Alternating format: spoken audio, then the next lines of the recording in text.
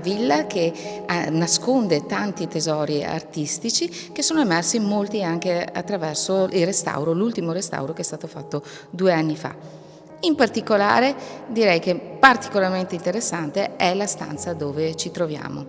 Questa è la stanza più bella dal punto di vista degli affreschi che la decorano, è stata decorata dal Faustino Moretti, siamo intorno al 1665 e il particolare più curioso, ma anche dal punto di vista artistico più bello forse è quello del soffitto. Il Faustino Moretti è un artista bresciano, poi si trasferisce a Venezia ed è un artista che vive appieno il periodo purtroppo della peste, la peste di Milano, poi la peste a Venezia, e ne dà espressione proprio su questo affresco che noi troviamo sul celino di questa stanza, dove vediamo una Vittoria alata che scaccia questa donna vestita di verde, che altro non è che la rappresentazione della peste, e quelle macchie che noi vediamo sia nei putti che nella Vittoria alata, che sembrano quasi dei difetti dell'affresco, in realtà sono i buboni della peste.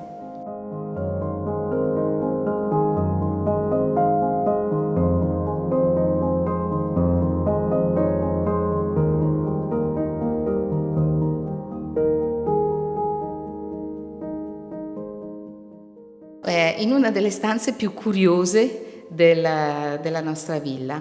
Era completamente coperta da dell'intonaco, è stata discialbata durante il restauro e sono emersi questi affreschi davvero particolari e curiosi. Il primo è stato quello che è emerso in questo angolo e subito chi si occupa di storia dell'arte, quando ha visto le prime decorazioni, ha detto: siamo in presenza di un affresco fatto, diciamo, periodo del futurismo.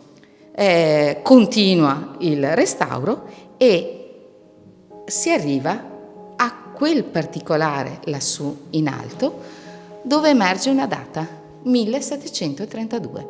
E questo destabilizza un po' tutto, no? Come fa a essere in una stessa stanza una decorazione che ci richiama a un periodo molto più recente e poi trovare invece sotto, fra l'altro, quella che è una scritta che sembra quasi in ebraico antico, quella data 1732. È ancora la villa un po' del mistero proprio per questa stanza. 100.000 interpretazioni?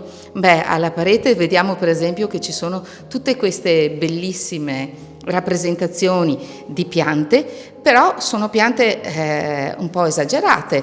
Troviamo una leguminosa con questa rappresentazione di una pianta che sembra molto grande, esagerata. Ci sono altre piante come queste che potrebbero somigliare alla pianta del cacao. È strano perché sono piante che hanno una coerenza botanica ma hanno delle dimensioni che non corrispondono. Quella potrebbe essere una palma spinosa del Madagascar.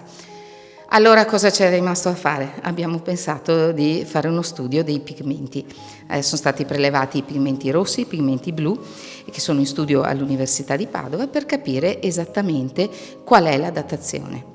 E poi ci piace fare anche un altro tipo di pensiero, insomma questa è Villa Corar Pisani, era una villa di rappresentanza, poteva forse essere una Wunderkammer, cioè una stanza delle meraviglie, tant'è che poi i nostri affreschi finiscono proprio a questo livello, quindi forse c'erano delle bacheche che magari contenevano degli oggetti che venivano da questi viaggi che gli ambasciatori facevano, sappiamo, in luoghi lontani e che portavano quindi in rappresentanza e anche a dimostrazione della valenza, del prestigio della famiglia e che esponevano in queste che potevano essere le Wunderkammer.